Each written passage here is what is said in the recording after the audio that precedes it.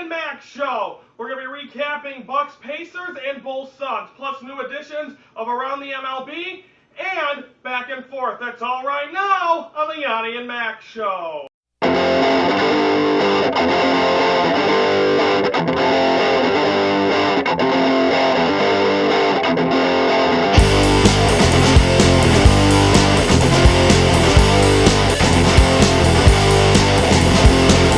Please spare me the pain of trying to make this make sense to you.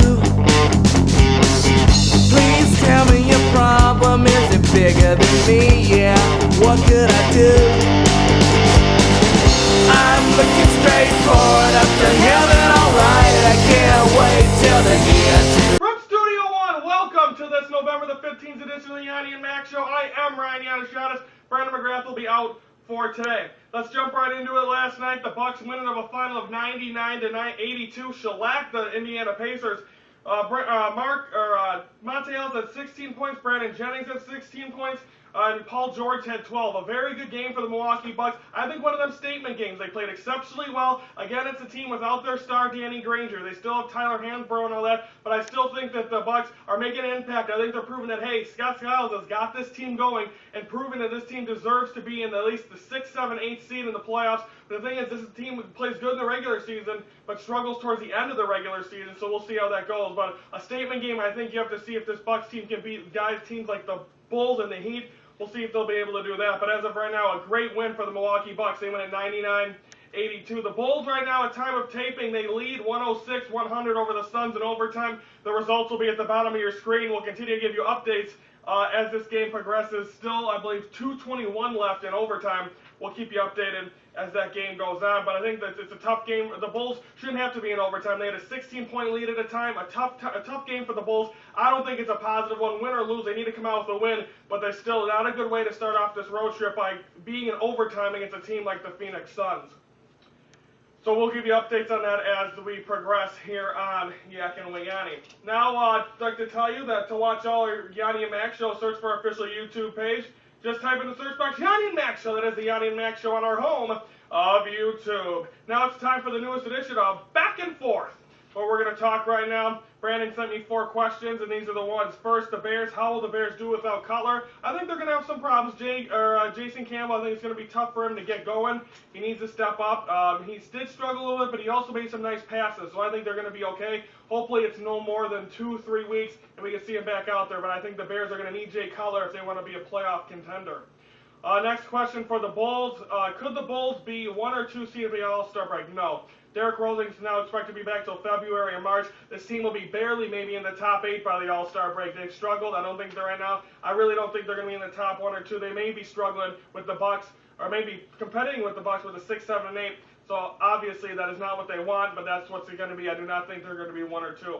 Cubs. Do the Cubs have a chance to win the NL Central? No. The Reds have gotten better. The Brewers are still good. The Cardinals are always there. I think now with the Astros leaving, going to the AL, the Cubs are going to be the bottom feeder for the next couple of years. They did sign Scott Baker yesterday. Still nothing good, and they're going to be struggling. Final question for the Sox. What is the chance to keep an AJ? Slim to none. They signed Jake Peavy to that big deal. He's staying. I think that tells you right there that no thank you. We're not going to re-sign him.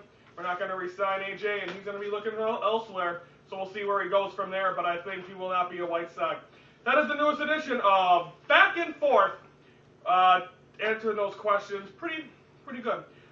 If you want your own show on YouTube and you want to produce by us, message Ryan or Brandon on Facebook. R&B Enterprises, where visions become reality. Now it's time for Around the MLB. Time for some news.